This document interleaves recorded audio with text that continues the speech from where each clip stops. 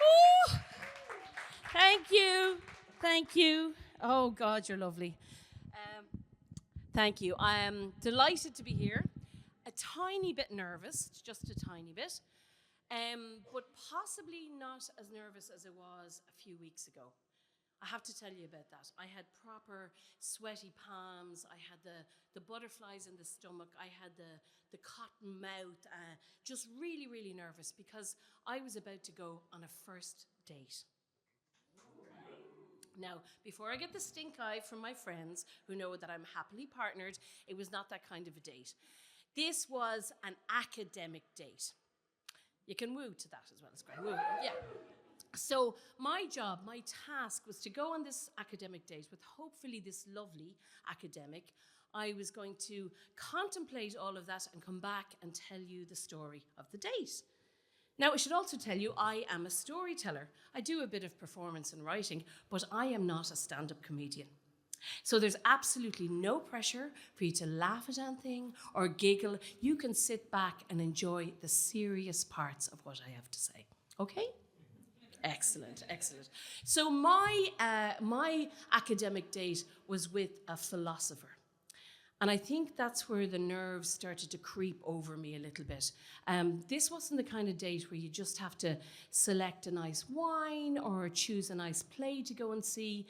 This was a date where you're exposing your soul. You're exposing your brain. You possibly could say something during that date that could expose some character traits that you have successfully been pushing down and hiding from the entire world for your whole life. Now, you just said one little thing, and this was exposed to the world. Now, I may have been slightly confusing psychiatry with philosophy when, first of all, I got the brief. Okay, fair enough. But there is an overlap. You can see the overlap. I also may have gotten the brief slightly wrong from Jessamine, so I realised as the days went on that I should probably inject a tiny bit of humour into my very serious talk tonight. So again, the nerves were going crazy. I'm panicking. So I ring up a friend of mine who is a really good stand-up comedian, and she owes me a couple of favours. And I say, hiya, Beep. We're going to call her Beep for the moment. Beep. Hiya, Beep. I was like, look, I'm doing this thing and I'm really nervous. Is there any chance you could give me a crash course, a half an hour in stand-up? Oh, I'm really, really busy. She said, I'm like jet setting all over Ireland on trains and things. I don't have time. And I'm disguising her voice, by the way, so you won't recognise her. So I said, grand, that's fine. Is there any chance we could do a Zoom date, even just a little Zoom date? Oh my God, no, Zoom sucks the life out of comedy. We're not doing any Zoom. So I beg her and I bribe her, and it goes on, and we come up with a plan. We realise that both of us are going to be in Houston Station on this random Wednesday for 15 minutes on the platform. She's heading to a gig in Cork. I'm coming back from a job in Dublin, and I can have my crash course in stand-up comedy. So I'm so excited. The 15 minutes turns into 10 minutes because I have to buy her a mocha. She needs a mocha. She's had a long day.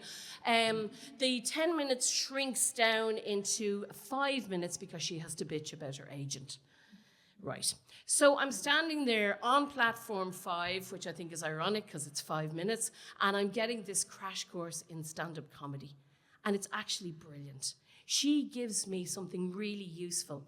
What she gives me is a list of things that I should not explore with you here tonight.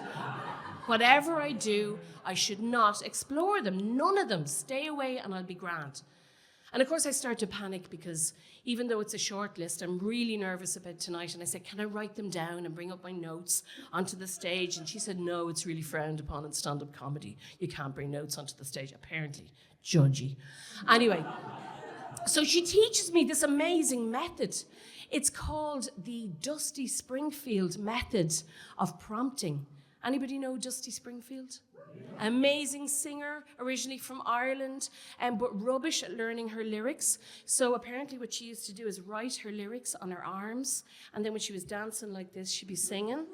This is a true story. Look it up when you go home. So I'm not going to use them unless I need them. Grand. Dusty Springfield. Anyway, back to my philosopher. I'm going to call her my philosopher now. So my philosopher is very special. She is a specialist in meta-ethics. Can you say it with me? Meta-ethics. Can I just see a quick show of hands who's familiar with meta-ethics? Oh, yeah, few people. Well, I wasn't so much. So I had to go off to the Google and did the Google as a good researcher would do, and found out that meta-ethics is not just concerned with any particularly moral wrong or right decision about a particular thing, but it's concerned with the whole language and thought of morality itself. The very fibre, the atoms of morality are being ripped apart and chewed by meta-ethics. Oh, Jesus. So how do you start a date with somebody with this in their sphere? I mean, it's been a while since my first date with my partner, but I do remember starting with something like, how's it going? How are you? How's your day? And with this moral question, it seems like such a tiny thing to say, how is your day? Surely I need to open with something like really big and giant, like come in with guns blazing, coming with a moral dilemma.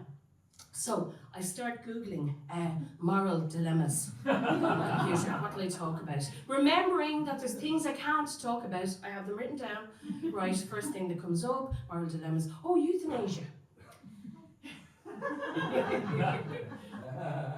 It's not on the list. But you know what? I'm not feeling it. So I hit delete and I move on. Right, typing away again, moral dilemmas. Oh, abortion rights. Strangely enough, also not on the list of things not to talk about from my friend that she gave me on platform 5.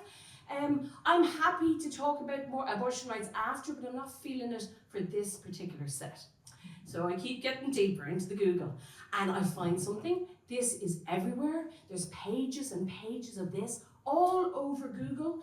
People talking about it in different ways. It goes something like, if you met Hitler as a baby, would you throw him down a well?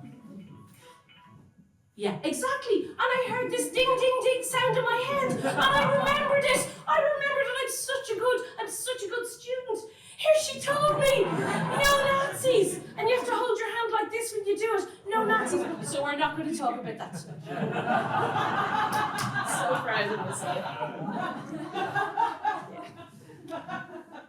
But at this stage, it's the day of the Zoom and I have nothing. I have nothing to talk about. I've been exploring these little side avenues about meta-ethics, and apparently there's all these little sub-cults within meta-ethics. See, it's very hard to say even, and they squabble with each other, and there's emotional, and there's all these, and I have to pick something general, something bigger, something everybody here maybe would be familiar with. So I pick glass half full and glass half empty. You're familiar with that, aren't you? Yeah, absolutely. So I'm a Pisces, therefore I would be both glass half full and glass half empty, understandably.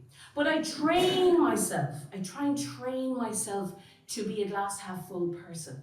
I'll give you an example. I would be running for a bus years ago. I was always really pessimistic, glass half empty. I would always just miss the bus. When I got to the bus stop, just miss it. Oh God, it was so sad. It was very glass half empty. But now, when I'm running for a bus, if it's around the corner and I'm just about to miss it, I slow right down. I start to move like this really slowly. So by the time I get to the bus stop, I will have never just missed that bus. I will have missed it by ages. It's such an optimistic feeling. It's glass half full. Oh, the other thing is, and I just want to get the temperature of this. Does anybody not like it when people put the empty after eights packets back? Back. Don't be so judgy. Don't be so judgy. Because that could be somebody training their glass half fullness. Right, imagine you pick up an empty box of after eights. It's like a wasteland. You can smell the chocolate, but they're gone. It's pure pessimism. There's not a hope of any after eights, right? But if you pick up a box full of those papers and you start to caress it, there's moments, just moments of hope. That if you caress these beautiful, it's like touching the gills of some strange exotic mushroom and hoping you can entice an envelope of ambrosia, of chocolatey ambrosia, and it's optimistic and it's ding, fucking ding. Oh no, I remember. She's only given me 2 words. On the other arm, there it is. No mushrooms. I was enjoying that. I was getting on a roll, talking about mushrooms. I bet you there's even mushroom fans in the audience tonight. I could have talked about mushrooms for ages. I could have talked about mycelium. I could have talked about like the walkie-talkies of trees and how cool mushrooms are. Do mushrooms have morality? Vegetarianism? What's wrong with mushrooms? And then I remember my friend telling me the story. It was one of her first big stand-up gigs, and she was at Electric Picnic. And she went to Grace Jones, and somebody gave her mushroom tea.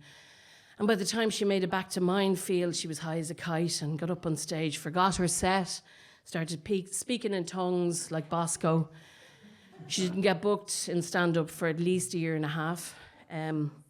But she did make a theatre piece out of it and got funding from the Arts Council, so it wasn't all bad. Anyway, too late. Here's the call. The Zoom call's here. I'm ready. I'm logging in. I just have to be myself. What can go wrong? And I log into the Zoom, and I actually say something smart and intelligent, and I smile. And then I realise I'm on mute, and I have to do the whole thing again, and I mumble something. But she's lovely. My philosopher is lovely. She's really nice. And I make mistakes and I screw up, and I may have even mentioned fascists a couple of times. But it doesn't matter. And I came away from that particular Zoom not knowing, like yourself, that much more about meta-ethics than when I sat down. But I think I actually found the moral of the story. And the moral of the story is this. If you're looking for a big philosophical question, you can sit down with your partner or a philosopher or your swimming buddy, and you can just turn to each other and you can say, how was your day? And it really never is a tiny question. Thank you.